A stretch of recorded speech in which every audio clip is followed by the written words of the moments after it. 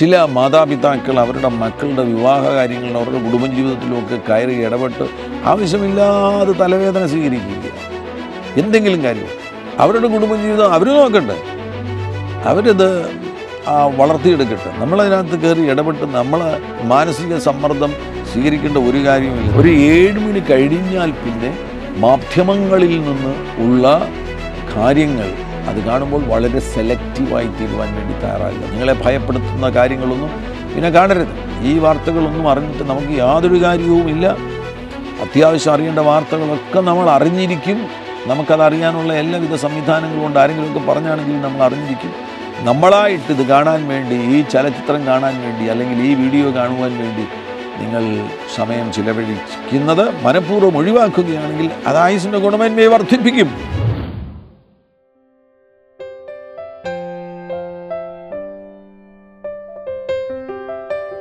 Jesus Reigns, യേശു വാഴുന്നു ശുശ്രൂഷകളിലേക്ക് നിങ്ങൾക്ക് സ്വാഗതം. ദീർഘായുസ്സിന് ചില ചിട്ടകൾ. 34-ാമത്തെ സങ്കീർത്തനം 12-ാമത്തെ വാക്യത്തിൽ ജീവനെ ആഗ്രഹിക്കുകയും നന്മ കാണേണ്ടതിന് ദീർഘായുസ് ഇച്ഛിക്കുകയും ചെയ്യുന്നവൻ ആർ? നന്മ കാണേണ്ടതിന് ദീർഘായുസ് ഇച്ഛിക്കുകയും ചെയ്യുന്നവൻ ആർ? ആയുസ് ദൈവത്തിൻ്റെ കരങ്ങളിലാകുന്നു. എന്നാൽ ഭൂമിയിലായിരിക്കുമ്പോൾ ശിക്ഷണമുള്ള ഒരു ജീവിതം, ഡിസിപ്ലിനുള്ളൊരു ജീവിതം നമുക്ക് ആവശ്യമാണ്. ചിട്ടയുള്ളൊരു ജീവിതം നമുക്ക് ആവശ്യമാണ്. എങ്കിൽ മാത്രമേ നമുക്ക് ലഭിച്ചിരിക്കുന്ന ആയുസ് ഗുണമേന്മയുള്ളതായി തീരുകയുള്ളൂ. അതിന് പാലിക്കേണ്ട ചില ചിട്ടകൾ ശ്രദ്ധയിൽ കൊണ്ടുവരുവാനാണ് ഈ എപ്പിസോഡിൽ ആഗ്രഹിക്കുന്നത്. ശരീരമുള്ളവർക്ക് ദൈവം കൊടുത്തിരിക്കുന്നതാണ് ഭൂമി എന്ന് പറയുന്നത്. ഭൂമി ശരീരവാസികൾക്കുള്ളതാണ്. ശരീരം നഷ്ടപ്പെട്ടു കഴിഞ്ഞാൽ പിന്നെ നമുക്ക് ഈ ഭൂമിയിൽ തുടരുവാൻ കഴിയുകയില്ല. അതിനാൽ ലഭിച്ചിരിക്കുന്ന ഈ ശരീരം യേശുക്രിസ്തുവിൽ വിശ്വസിക്കുന്നവർക്ക് പരിശുദ്ധാത്മാവിൻ്റെ മന്ദിരമാകുന്നു. പരിശുദ്ധാത്മാവ് നിങ്ങളുടെ ആത്മാവിൽ വസിക്കുന്നു. അതിനാൽ നിങ്ങളുടെ ശരീരം പരിശുദ്ധാത്മാവിൻ്റെ മന്ദിരമാകുന്നു. പരിശുദ്ധാത്മാവ് നമ്മുടെ ശരീരങ്ങളെ ഉപയോഗിക്കുവാൻ ആഗ്രഹിക്കുകയാണ്. പരിശുദ്ധാത്മാവിൻ്റെ മന്ദിരമാകുന്നതിനാൽ ഈ ശരീരത്തെ സൂക്ഷിക്കുവാനുള്ള ഉത്തരവാദിത്വം നമുക്കുണ്ട്. അതിൽ ചില കാര്യങ്ങൾ ഞാൻ നിങ്ങളുടെ ശ്രദ്ധയിൽ കൊണ്ടിരുന്നു. ദീർഘായുസ്സിന് ചില ചിട്ടകൾ. അതിലൊന്നാമത്, രാത്രിയിൽ ഭക്ഷണം കഴിക്കുന്നത് ഒഴിവാക്കുക. നിങ്ങളൊരു 50 വയസ്സ് 60 വയസ്സ് കഴിഞ്ഞവരാകുന്നു എങ്കിൽ രാത്രിയിൽ ഭക്ഷണം കഴിക്കുന്നത് ഒഴിവാക്കുന്നത് നിങ്ങളുടെ ശരീരാരോഗ്യത്തിന് ഏറ്റവും നല്ലതായിരിക്കും. 1 കൊരിന്ത്യർ അതിൻ്റെ 10-ാമത്തെ അധ്യായത്തിലേക്ക് പോകുമ്പോൾ 10-ാമത്തെ അധ്യായത്തിൻ്റെ 31-ാമത്തെ വാക്യത്തിൽ കാണാൻ കഴിയുന്നുണ്ട്. ആകയാൽ നിങ്ങൾ തിന്നാലും കുടിച്ചാലും എന്തു ചെയ്താലും എല്ലാം ദൈവത്തിൻ്റെ മഹത്വത്തിനായി ചെയ്യുവേൻ. തിന്നാലും കുടിച്ചാലും ദൈവത്തിൻ്റെ മഹത്വത്തിനായി ചെയ്യുവേൻ. ഭക്ഷണം കഴിക്കുന്ന സന്ദർഭത്തിൽ ദൈവമഹത്വത്തിനായിട്ട് ഭക്ഷണം കഴിക്കുവാൻ വേണ്ടിയാണ് കർത്താവ് നമ്മളോട് ആവശ്യപ്പെടുന്നത്. ദൈവമഹത്വത്തിനായി ഭക്ഷണം കഴിക്കുമ്പോൾ നമ്മളുടെ ശരീര ആരോഗ്യം ശ്രദ്ധിച്ചുകൊണ്ടായിരിക്കും ഭക്ഷണം കഴിക്കുന്നത്. അതിൽ തന്നെ രാത്രികാലം കഴിഞ്ഞതിന് ശേഷം ഭക്ഷണം കഴിക്കുന്നത് ഒഴിവാക്കുന്നത് നല്ലതാണെന്ന് പൊതുവിൽ ആ മേഖലയിൽ പഠനം നടത്തുന്നവർ പറയുന്നു. രാത്രിയിൽ നമ്മുടെ ശരീരം ഉറങ്ങുന്ന സന്ദർഭത്തിൽ വയറിനും ഉറക്കം കൊടുക്കുക. വൈകി ഭക്ഷണം കഴിച്ചതിന് ശേഷം ഉടനടി ഉറങ്ങുമ്പോൾ അത് ശരീരാരോഗ്യത്തിന് കേടുവരികയാണ്. ഉറക്കമെന്ന് പറയുന്നത് ഒരു പുനർജീവനത്തിന് തുല്യമാകുന്നു. വീണ്ടും നമ്മുടെ സംവിധാനത്തെ മുഴുവൻ പുനർജീവിപ്പിക്കുന്നതിന് തുല്യമാകുന്നു. ഒരു റിപ്പയറിങ് നടന്നുകൊണ്ടിരിക്കുകയാണ്. വലിയ മാറ്റങ്ങൾ ഉറക്ക സമയത്ത് നമ്മുടെ ശരീരത്തിൽ സംഭവിക്കുന്നുണ്ട്. ആ സമയത്ത് രാത്രിയിൽ വൈകി ഭക്ഷണം കഴിച്ചതിന് ശേഷം 10 മണി കഴിഞ്ഞ് 11 മണി കഴിഞ്ഞ് ഭക്ഷണം കഴിച്ചതിന് ശേഷം ഉടനടി നിങ്ങൾ ഉറങ്ങുകയാണെങ്കിൽ അത് ശരീരാരോഗ്യത്തിന് നല്ലതല്ല. ചില വാക്യങ്ങൾ കൂടെ ശ്രദ്ധിക്കുക. ഫിലിപ്പിയാലേഖനം അതിൻ്റെ 3-ാമത്തെ അധ്യായത്തിൽ, ഫിലിപ്പിയാലേഖനം 3-ാമത്തെ അധ്യായം അതിൻ്റെ 19-ാമത്തെ വാക്യത്തിൽ വയറിനെ ദൈവമാക്കുന്നവരെക്കുറിച്ചുള്ളൊരു പരാമർശം കാണുവാൻ കഴിയുന്നുണ്ട്. അവരുടെ ദൈവം വയറ്. ചിലർ ക്രിസ്തുവിൻ്റെ ക്രൂശിന് ശത്രുക്കളായി നടക്കുന്നു എന്ന് പൗലോസ് പറയുമ്പോൾ അവരെക്കുറിച്ച് പറയുകയാണ്, അവരുടെ ദൈവം വയർ. ചിലർക്ക് ദൈവം വയറാണ്. ഒരു വയറിന് വേണ്ടി ഭക്ഷണം കഴിക്കുവാൻ വേണ്ടി ഭൂമിയിൽ ജീവിക്കുന്നത് പോലെയാണ് അവർ ജീവിക്കുന്നത്. അങ്ങനെയുള്ളവർക്ക് ശരീരത്തിന് കേടുവരുവാൻ സാധ്യതയുണ്ട്. ഭക്ഷണത്തിലൂടെയാണ് വിവിധങ്ങളാകുന്ന രോഗങ്ങൾ ശരീരത്തിൽ പ്രവേശിക്കുന്നത്. അതിനാൽ ഭക്ഷണം കഴിക്കുന്നതുമായുള്ള ബന്ധത്തിൽ കൃത്യമായിട്ടുള്ള ചിട്ടകൾ നടപ്പിലാക്കുക. സദൃശ്യവാക്യത്തിലേക്ക് പോകുമ്പോൾ സദൃശ്യവാക്യം അതിൻ്റെ 23-ാമത്തെ അധ്യായം 2-ാമത്തെ വാക്യത്തിൽ കാണുവാൻ കഴിയുന്നുണ്ട്. നീ ഭോജനപ്രിയനാകുന്നുവെങ്കിൽ നിൻ്റെ തൊണ്ടയ്ക്ക് ഒരു കത്തി വെച്ചു കൊള്ളുക. ഭോജനപ്രിയനാകുന്നുവെങ്കിൽ നിൻ്റെ തൊണ്ടയ്ക്ക് ഒരു കത്തി വെച്ചു കൊള്ളുക. ഭക്ഷണകാര്യങ്ങളിൽ ക്രമം കൊണ്ടുവരികയും ചിട്ട കൊണ്ടുവരികയും പ്രത്യേകിച്ച് രാത്രികാലം ഭക്ഷണം കഴിക്കാതിരിക്കുകയും ചെയ്യുന്നതും രാത്രികാലം വൈകി ഭക്ഷണം കഴിക്കാതിരിക്കുകയും ചെയ്യുന്നത് വളരെ നല്ലതാണ്. ആ മേഖലയിൽ പഠനം നടത്തുന്നവർ യഥാർത്ഥത്തിൽ പറയുന്നത് സൂര്യൻ അസ്തമിച്ചതിന് ശേഷം ഭക്ഷണം കഴിക്കരുതെന്നാണ്. അങ്ങനെയുള്ള കാര്യങ്ങളൊക്കെ അതൊരു വലിയ കർശന നിയമങ്ങളായി തീരുവാൻ സാധ്യതയുള്ളതുകൊണ്ട് അവരവർ ആ മേഖലയിൽ തീരുമാനമെടുക്കുക. എങ്കിലും വളരെ വൈകി ഭക്ഷണം കഴിച്ച് ഉടനടി ഉറങ്ങുന്നത് ഒരിക്കലും ഉചിതമല്ല. അത് ശരീരത്തിന് കേടുവരുത്തുന്നതാകുന്നു. രാത്രിയിൽ ഭക്ഷണം കഴിക്കുകയാണെങ്കിൽ തന്നെ ഭക്ഷണം കഴിച്ചതിന് ശേഷം 3 മണിക്കൂർ കഴിഞ്ഞ് ഉറങ്ങുവാൻ ശ്രമിക്കുക. ദഹനപ്രക്രിയ നടന്നുകൊണ്ടിരിക്കുമ്പോൾ, ഭക്ഷണം കഴിക്കുന്ന സന്ദർഭത്തിൽ ഉടനടി ദഹനപ്രക്രിയ ആരംഭിക്കുകയില്ലേ, ആ ദഹനപ്രക്രിയ നടന്നുകൊണ്ടിരിക്കുമ്പോൾ ഉറങ്ങുന്നത് ഉപകാരപ്രദമല്ല, ശരീരത്തിന് കേടുവരുത്തുന്നതാകുന്നു. അതാണ് ഒന്നാമതായിട്ട് നടപ്പിലാക്കേണ്ട ചിട്ട. രണ്ടാമത്, മറ്റൊരു മേഖല നിങ്ങളുടെ ശ്രദ്ധയിൽ കൊണ്ടുവരുന്നു. നിങ്ങൾക്ക് ആയുസ് ഗുണമേന്മയുള്ളതായി തീരണമെന്ന് ആഗ്രഹമുണ്ടെങ്കിൽ അത് തന്നെ ദീർഘായുസ് ആഗ്രഹിക്കുകയാണെങ്കിൽ, ദീർഘായുസ് എന്ന് പറയുന്നത് ഇന്നത്തെ കാലത്ത് മരുന്നിൻ്റെ സഹായത്തോടുകൂടി ആളുകൾക്ക് ദീർഘായുസ് ലഭിക്കുന്നുണ്ട്. അതൊരു ഗുണമേന്മയുള്ള ആയുസ്സാണെന്ന് പറയുവാൻ കഴിയുകയില്ല. അതൊക്കെ കൂടാതെ ആരോഗ്യമുള്ള ഒരു ദീർഘായുസ്, ആയുസ്സിനെക്കുറിച്ച് ഞാൻ പറഞ്ഞല്ലോ, അതിൻ്റെ മേൽ തീരുമാനമെടുക്കുന്നത് ദൈവമാകുന്നു. എങ്കിലും നമ്മുടെ സഹകരണം വളരെ ആവശ്യമാണ്. ശരീരത്തെ സൂക്ഷിക്കുകയാണെങ്കിൽ തീർച്ചയായിട്ടും, ശരീരത്തെയും മനസ്സിനെയും സൂക്ഷിക്കുകയാണെങ്കിൽ തീർച്ചയായിട്ടും ഗുണമേന്മയുള്ള ഒരായുസ് നമുക്ക് ഈ ഭൂമിയിൽ ലഭിക്കും. രണ്ടാമതായിട്ട് നിങ്ങൾ ശ്രദ്ധിക്കേണ്ട ഒരു കാര്യമാകുന്നു, ആളുകളുമായി വാഗ്വാദം നടത്തുന്നത് അവസാനിപ്പിക്കുക. തർക്കങ്ങൾ, വാഗ്വാദങ്ങൾ, അഭിപ്രായ വ്യത്യാസങ്ങൾ, അത് മുഖാന്തരമുണ്ടാകുന്ന അകൽച്ചകൾ, മനുഷ്യരുമായിട്ടുണ്ടാകുന്ന വെറുപ്പുകൾ, വിദ്വേഷങ്ങൾ, അങ്ങനെ വരുമ്പോൾ നമുക്ക് അവരോട് പിണക്കമുണ്ടാകും, വിരോധമുണ്ടാകും, മുഷിവുണ്ടാകും, നീരസമുണ്ടാകും, വെറുപ്പുണ്ടാകും. ഇതെല്ലാം നമ്മളെ കൊണ്ടെത്തിക്കുന്നത് എന്തായിരിക്കും? അകത്ത് നമുക്ക് അവരോട് ക്ഷമിക്കാൻ കഴിയാത്ത നിലയിൽ ബന്ധങ്ങളിൽ തകർച്ചകൾ വരും. അങ്ങനെയുള്ള സാഹചര്യങ്ങളെല്ലാം തന്നെ ഒഴിവാക്കുക. ആളുകളുമായി വാഗ്വാദം നടത്തുന്നത് അവസാനിപ്പിക്കുക. ഒരു പ്രായം കഴിഞ്ഞാൽ പിന്നെ അങ്ങനെയുള്ള കാര്യങ്ങളിലൊന്നും ശ്രദ്ധിക്കരുത്. നേരത്തെ തന്നെ അത് പരിശീലിക്കുന്നത് നല്ലതാണ്. ആവശ്യമില്ലാതെ ആളുകളുമായിട്ട് വാഗ്വാദം നടത്തുന്നത് കൊണ്ട് എന്തെങ്കിലും പ്രയോജനമുണ്ട്? ഇപ്പോൾ നമ്മൾ കരുതും ചിലരെയൊക്കെ നമ്മൾ പറഞ്ഞ് ശരിയാക്കി അവരുടെ ജീവിതത്തെ നന്നാക്കിയെടുക്കാമെന്ന്. അങ്ങനെയൊന്നും കഴിയുകയില്ല. നമ്മളൊന്നും പറയുന്നത് ചിലപ്പോൾ അവർ അംഗീകരിക്കണമെന്നില്ല. അപ്പോൾ അതുകൊണ്ട് എല്ലാ കാര്യത്തിലും ആ മേഖലയിൽ ഒരു സഹനമുണ്ടാകുന്നത്, അല്ലെങ്കിൽ ആ മേഖലയിൽ നമുക്കൊരു സമാധാനം ഉണ്ടാകേണ്ടത് വളരെ ആവശ്യമാകുന്നു. ആളുകളുമായി വാഗ്വാദം നടത്തുന്നത് അവസാനിപ്പിക്കുക. സദൃശ്യവാക്യങ്ങൾ 15-ാം അധ്യായം 1-ാം വാക്യത്തിൽ മൃദുവായ ഉത്തരം ക്രോധത്തെ ശമിപ്പിക്കുന്നു, കഠിനവാക്കോ കോപത്തെ ജ്വലിപ്പിക്കുന്നു എന്ന് കാണുവാൻ കഴിയുന്നു. മൃദുവായ ഉത്തരങ്ങൾ കൊടുക്കുക, ശാന്തമായിട്ട് സംസാരിക്കുവാൻ തയ്യാറാകുക, തർക്കങ്ങൾക്ക് പോകരുത്. ആരെങ്കിലും തർക്കിക്കാൻ വേണ്ടി ശ്രമിക്കുകയാണെങ്കിൽ ആ തർക്കങ്ങളിൽ നിന്നും വാദങ്ങളിൽ നിന്നുമെല്ലാം മനഃപൂർവ്വമായിട്ട് അങ്ങ് പിന്മാറുക. നമുക്കത് കൊണ്ട് പ്രയോജനമൊന്നുമില്ല എന്നുള്ളത് നമുക്കറിയാമല്ലോ. അത് നമ്മുടെ മനസ്സിന് കേടുവരുത്തുന്നതാണ്, അത് ആരോഗ്യത്തിനും കേടുവരുത്തുന്നതാണ്.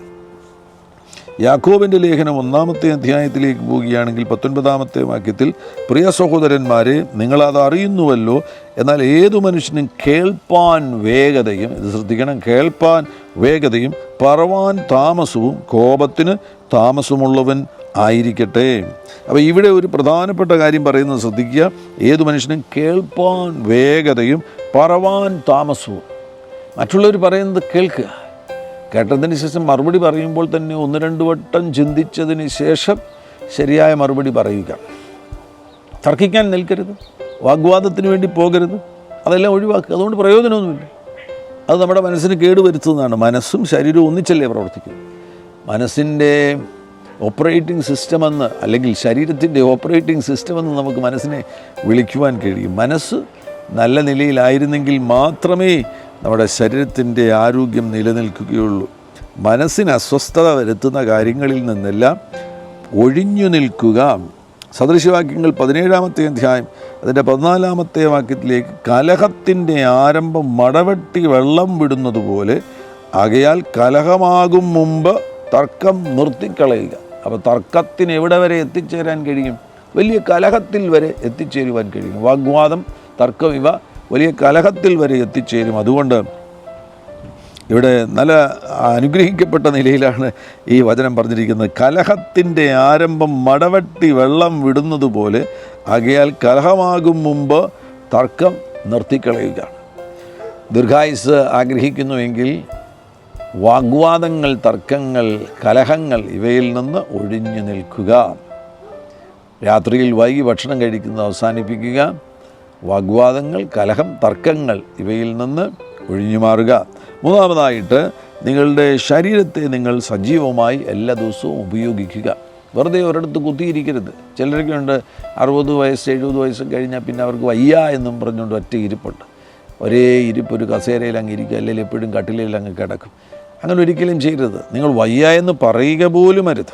എപ്പോഴും നമ്മൾ പറയേണ്ടത്, എൻ്റെ ശരീരം പരിശുദ്ധാത്മാവിൻ്റെ മന്ദിരമാകുന്നു, ഞാനതിനെ പരിശുദ്ധാത്മാവിന് വേണ്ടി ഉപയോഗിക്കുകയാണ് എന്ന് നമ്മൾ പറയുവാൻ തയ്യാറാകണം. 1 കൊരിന്ത്യർ 6-ാമത്തെ അധ്യായം അതിൻ്റെ 19-ാമത്തെ വാക്യം പരിചിതമാകുന്ന വാക്യമാണല്ലോ. ദൈവത്തിൻ്റെ ദാനമായി നിങ്ങളിലിരിക്കുന്ന പരിശുദ്ധാത്മാവിൻ്റെ മന്ദിരമാകുന്നു നിങ്ങളുടെ ശരീരമെന്നും, നിങ്ങളെ വിലയ്ക്ക് വാങ്ങിയിരിക്കാൻ നിങ്ങൾ താന്താങ്ങൾക്കുള്ളവരല്ല എന്നും അറിയുന്നില്ലയോ? നിങ്ങൾ വിലയ്ക്ക് വാങ്ങപ്പെട്ടവരാകുന്നു. നിങ്ങളുടെ ശരീരത്തിൻ്റെ ഉടമസ്ഥൻ പരിശുദ്ധാത്മാവാകുന്നു. അതുകൊണ്ട് ശരീരം കൊണ്ടും ദൈവത്തെ മഹത്വപ്പെടുത്തുവീൻ എന്ന് 20-ാം വാക്യത്തിൽ കാണുവാൻ കഴിയുന്നുണ്ട്.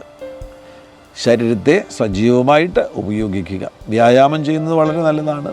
അതുമല്ലെന്നുണ്ടെങ്കിൽ എപ്പോഴും നമ്മൾ ചെയ്യുന്ന കാര്യങ്ങളൊക്കെ എഴുന്നേറ്റ് നടന്ന് പല കാര്യങ്ങളും അങ്ങനെ ചെയ്യുവാൻ നിങ്ങൾ തയ്യാറാകുക. നടക്കുന്നത് വളരെ നല്ലതാണ്. ശരീരത്തെ ഉപയോഗിക്കണം. ശരീരഭാഗങ്ങൾക്കൊക്കെ ചലനമുണ്ടാകണം. ആ നിലയിൽ ശരീരം സജീവമായി ഉപയോഗിക്കുവാൻ തയ്യാറാകുക. സജീവമായി ശരീരം ഉപയോഗിക്കുമ്പോഴാകുന്നു, ശരീരഭാഗങ്ങൾക്ക് വേണ്ട വ്യായാമവും ചലനവുമൊക്കെ ലഭിക്കുമ്പോഴാകുന്നു ഈ ശരീരത്തിൻ്റെ പ്രവർത്തനം കൂടുതൽ സജീവമാകുന്നത്. പണ്ടുകാലത്തൊക്കെ ഒരുപാട് വ്യായാമം ചെയ്യുവാൻ, അല്ലെങ്കിൽ ശരീരത്തെ സജീവമായി ഉപയോഗിക്കുവാനുള്ള സാഹചര്യങ്ങളുണ്ടായിരുന്നു. കാരണം അന്ന് മനുഷ്യൻ കാർഷിക മേഖലയിലായിരുന്നുവല്ലോ അധ്വാനിച്ചു കൊണ്ടിരുന്നത്. അതിനാൽ വീടിന് ചുറ്റുമുള്ള തൻ്റെ വയലും തൻ്റെ മണ്ണുമൊക്കെ കൃഷിയോഗ്യമാക്കുവാൻ വേണ്ടിയുള്ള അധ്വാനം എന്ന് പറയുമ്പം ശരീരത്തിന് നല്ല അധ്വാനം, നല്ല സജീവത ലഭിക്കുമായിരുന്നു.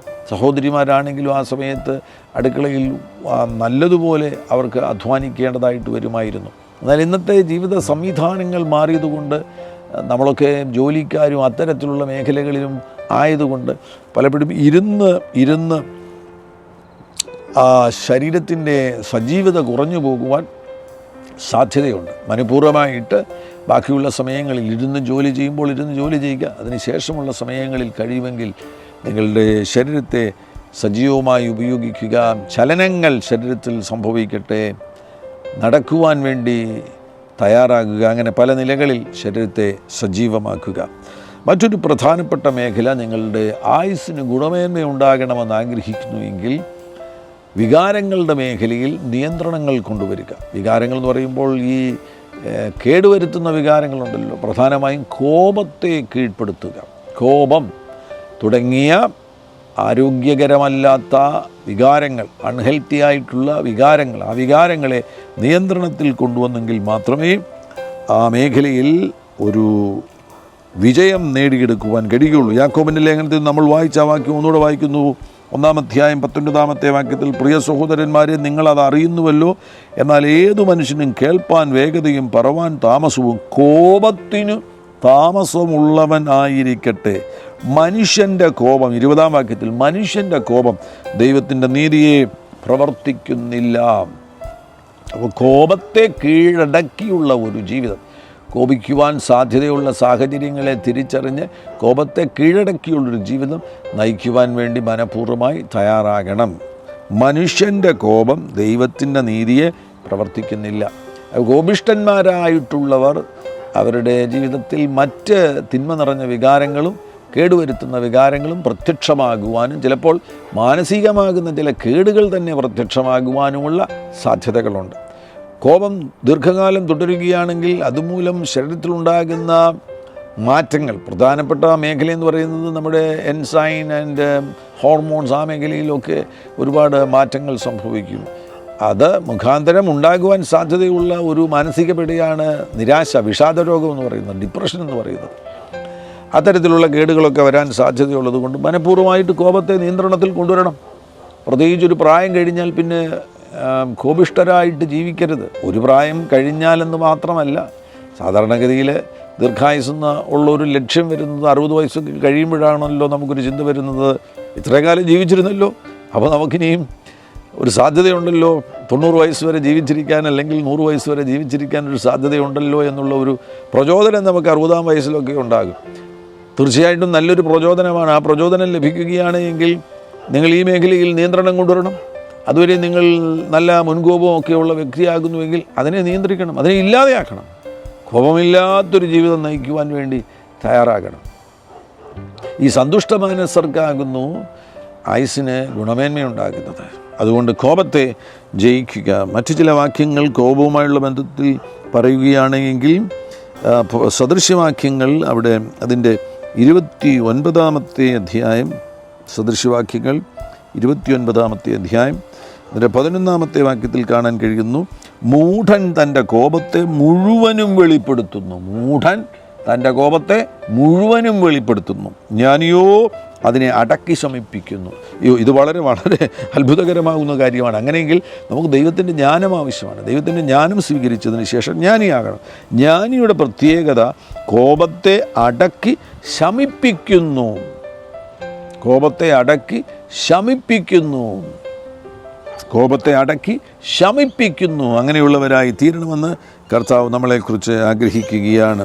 എഫേസ്യലേഖനം 4-ാം അധ്യായം 26-ാമത്തെ വാക്യത്തിൽ നമുക്ക് പരിചിതമാകുന്ന വാക്യമാകുന്നു, കോപിച്ചാൽ പാപം ചെയ്യാതിരിപ്പീൻ എന്ന് കാണുവാൻ കഴിയുന്നു. കോപിച്ചാൽ പാപം ചെയ്യാതിരിപ്പീൻ, സൂര്യൻ അസ്തമിക്കുവോളം നിങ്ങൾ കോപം വെച്ചുകൊണ്ടിരിക്കരുത്.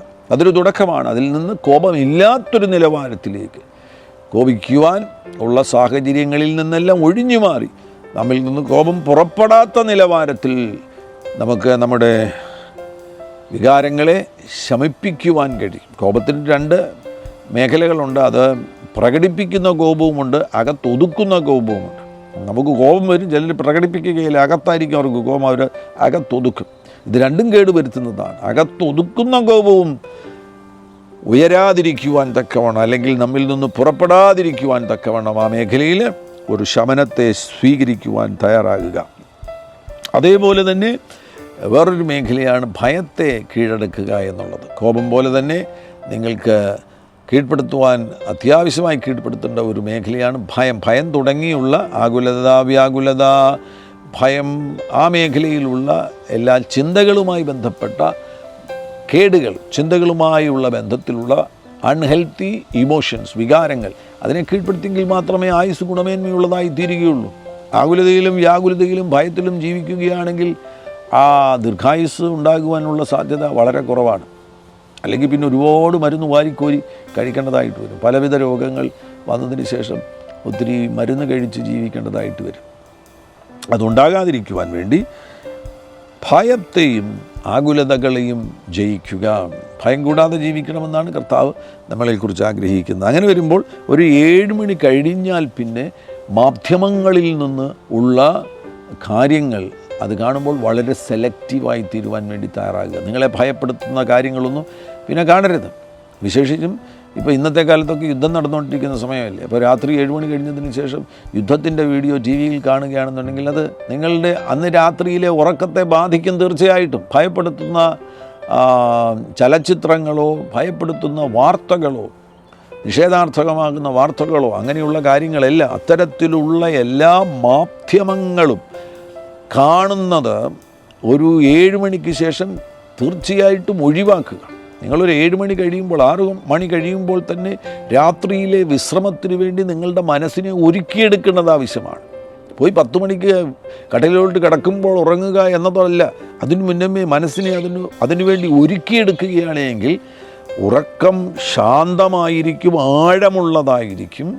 ബാത്റൂമെല്ലാ സമയത്ത് ശരീരത്തിന് ലഭിക്കേണ്ട എല്ലാവിധമാകുന്ന മാറ്റങ്ങളും ആ ഉറക്കത്തിലൂടെ ലഭിക്കുകയും ചെയ്യും. വളരെ നിർബന്ധമായിട്ടും മാധ്യമങ്ങളിലൂടെ എന്തു കാണുന്നു, 7 മണിക്ക് ശേഷം എന്ത് കാണുന്നു എന്നുള്ളത് ശ്രദ്ധിക്കുക. ആവശ്യമില്ലാത്ത കാര്യങ്ങൾ മുഴുവനും ഒഴിവാക്കുക. ഈ വാർത്തകളൊന്നും അറിഞ്ഞിട്ട് നമുക്ക് യാതൊരു കാര്യവുമില്ല. അത്യാവശ്യം അറിയേണ്ട വാർത്തകളൊക്കെ നമ്മൾ അറിഞ്ഞിരിക്കും. നമുക്കതറിയാനുള്ള എല്ലാവിധ സംവിധാനങ്ങളും ഉണ്ട്. ആരെങ്കിലുമൊക്കെ പറഞ്ഞാണെങ്കിൽ നമ്മൾ അറിഞ്ഞിരിക്കും.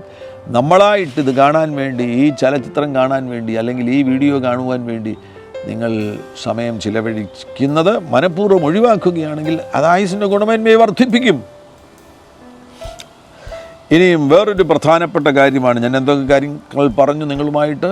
രാത്രിയിൽ ഭക്ഷണം കഴിക്കുന്നതിനെക്കുറിച്ച് പറഞ്ഞു, ആളുകളുമായിട്ട് തർക്കങ്ങൾ അതിനെക്കുറിച്ച് പറയുകയുണ്ടായി, ശരീരത്തെ ഉപയോഗിക്കുന്നതിനെക്കുറിച്ച് പറയുകയുണ്ടായി, കോപത്തെ നിയന്ത്രിക്കുന്നതിനെക്കുറിച്ച് പറയുകയുണ്ടായി, വ്യാകുലത, ഭയം ഇവയെ നിയന്ത്രിക്കുന്നതിനെക്കുറിച്ച് പറയുകയുണ്ടായി.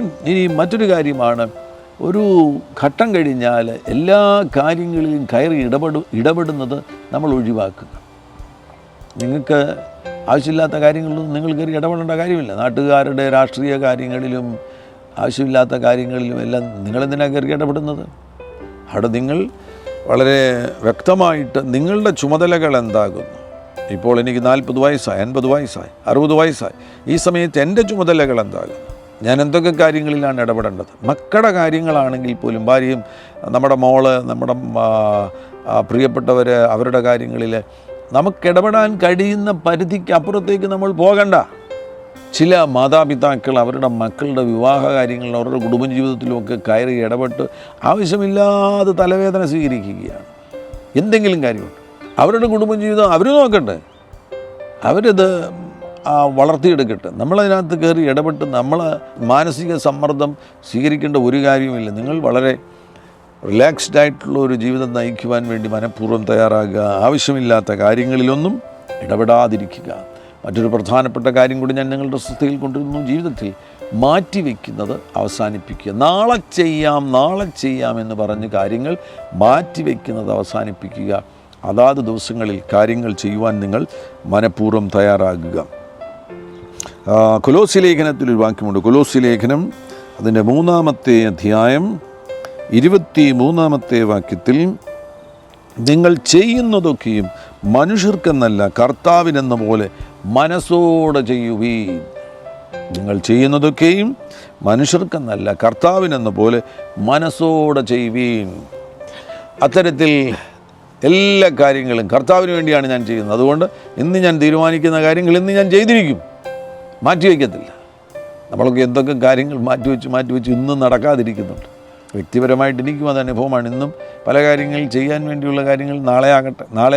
നാളെ എന്ന് പറയുന്നത് വിഡ്ഢികളുടെ കലണ്ടറിൽ മാത്രമേ ഉള്ളൂ. എന്നോടുൾപ്പെടെയാണ് ഞാനിപ്പോൾ സംസാരിക്കുന്നത്. നാളെ എന്ന് പറയുന്നത് ആരുടെ കലണ്ടറിലേ ഉള്ളൂ? വിഡ്ഢികളുടെ കലണ്ടറിലേ ഉള്ളൂ. നിങ്ങൾ ഇന്ന് ചെയ്യേണ്ട കാര്യങ്ങൾ ഇന്ന് തന്നെ ചെയ്യുക. ഈ നിലയിൽ ജീവിതത്തെ ക്രമപ്പെടുത്തുകയും നല്ലതുപോലെ പ്രാർത്ഥിക്കുകയും നിങ്ങളുടെ ശ്രദ്ധ ദൈവത്തിൻ്റെ വചനത്തിലേക്ക് തിരിക്കുകയും ചെയ്യുകയാണെങ്കിൽ ഏറ്റവും നല്ല ഗുണമേന്മയുള്ളൊരായുസ് കർത്താവാകുന്ന യേശു നിങ്ങൾക്ക് നൽകി തരുവാൻ ആഗ്രഹിക്കുകയാണ്. കഴിഞ്ഞ ദിവസം ഞാൻ ഒരു ദൈവദാസിയുടെ അനുഭവം കേൾക്കുകയുണ്ടായി. കേരളത്തിൽ വളരെ അറിയപ്പെടുന്നൊരു ദൈവദാസൻ തൻ്റെ 70കളിൽ നിത്യതയിലേക്ക് ചേർക്കപ്പെട്ടപ്പോൾ ആ ദൈവദാസൻ്റെ പ്രിയപത്നി പ്രിയ ദൈവദാസിക്ക് മാനസികമായി വലിയ സംഘർഷമുണ്ടായി, വലിയ വേദനയുണ്ടായി. ആ സമയത്ത് കർത്താവിൻ്റെ ഇടപെടലുണ്ടായ സന്ദർഭം സൗഖ്യം മനസ്സിൻ്റെ ഉള്ളിൽ സ്വീകരിച്ചു. ആ വിരഹവേദനയിൽ നിന്നുള്ള വിടുതൽ സ്വീകരിച്ചു.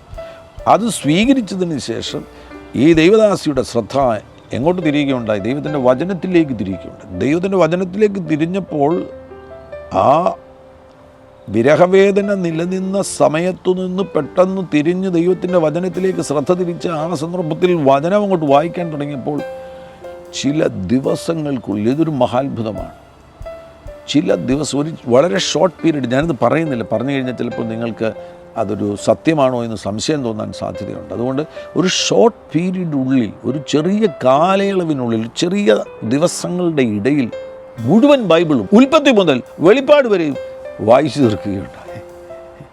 ശ്രദ്ധ ആരിലേക്ക് തിരിയുകയുണ്ടായി?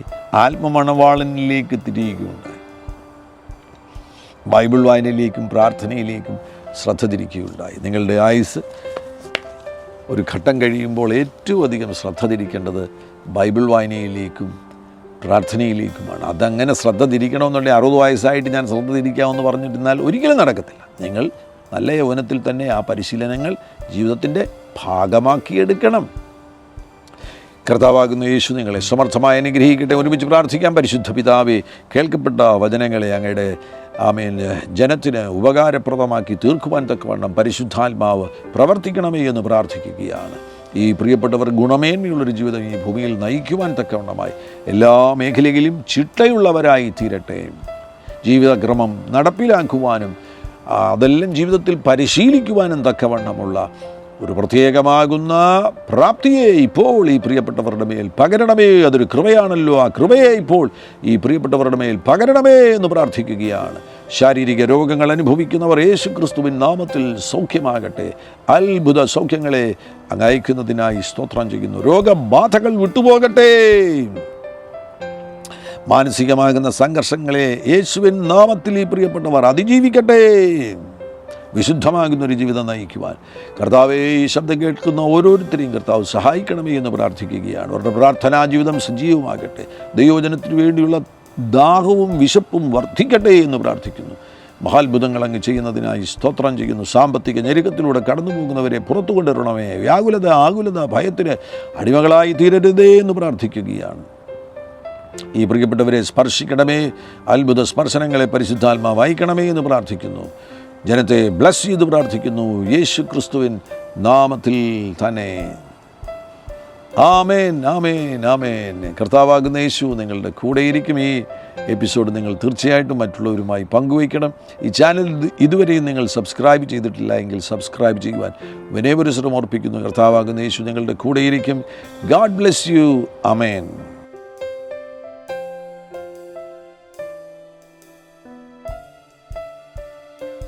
എല്ലാ പ്രഭാതത്തിലും 3 മിനിറ്റ് നീണ്ടു നിൽക്കുന്ന ഒരു ചെറിയ സന്ദേശം വാട്സപ്പിൽ അയക്കുന്നുണ്ട്. നിങ്ങൾക്കത് ലഭിക്കണമെന്ന ആഗ്രഹമുണ്ടെങ്കിൽ സ്ക്രീനിൽ കാണുന്ന നമ്പറിൽ ഒരു മെസ്സേജ് അയയ്ക്കുക. ഞങ്ങളുടെ ഓൺലൈൻ റേഡിയോ ആയ ജീസസ് റൈൻസ് റേഡിയോയുടെ ആപ്പ് ഇതുവരെയും ഡൗൺലോഡ് ചെയ്തിട്ടില്ല എങ്കിൽ പ്ലേ സ്റ്റോറിലും ആപ്പ് സ്റ്റോറിലും ലഭ്യമാണ്. ജീസസ് റൈൻസ് റേഡിയോ എന്ന് ടൈപ്പ് ചെയ്ത ശേഷം സെർച്ച് ചെയ്യുക. ആപ്പ് നിങ്ങൾ ഇപ്പോൾ തന്നെ ഡൗൺലോഡ് ചെയ്താലും എല്ലാ പ്രഭാതത്തിലും 4 മണിക്ക് ടങ്സ് പ്രെയർ ഉണ്ടായിരിക്കുന്നതാണ്. നിങ്ങളുടെ ആത്മീയ വർധനവിനായി ദയവായി സൂമിൽ ജോയിൻ ചെയ്താലും മീറ്റിംഗ് ID സ്ക്രീനിൽ നിങ്ങൾക്ക് ലഭ്യമാണ്. അതോടൊപ്പം തന്നെ എല്ലാ ബുധനാഴ്ചയും രാത്രി 10 മുതൽ 1 മണി വരെ നൈറ്റ് പ്രെയർ ഉണ്ടായിരിക്കുന്നതാണ്. നമുക്ക് ഒരുമിച്ച് രാജ്യങ്ങൾക്ക് വേണ്ടി പ്രാർത്ഥിക്കാം. ദയവായി സൂമിൽ ജോയിൻ ചെയ്താലും ഈ യൂട്യൂബ് ചാനൽ നിങ്ങൾ ഇതുവരെയും സബ്സ്ക്രൈബ് ചെയ്തിട്ടില്ല എങ്കിൽ ഇപ്പോൾ തന്നെ സബ്സ്ക്രൈബ് ചെയ്യുക. ശേഷം ബെൽ ബട്ടൺ അമർത്താൻ മറക്കല്ലേ. ഈ സന്ദേശം മറ്റുള്ളവരിലേക്ക് അനുഗ്രഹമാകാൻ ഷെയർ ചെയ്താലും കർത്താവ് നിങ്ങളെ ധാരാളമായി അനുഗ്രഹിക്കട്ടെ.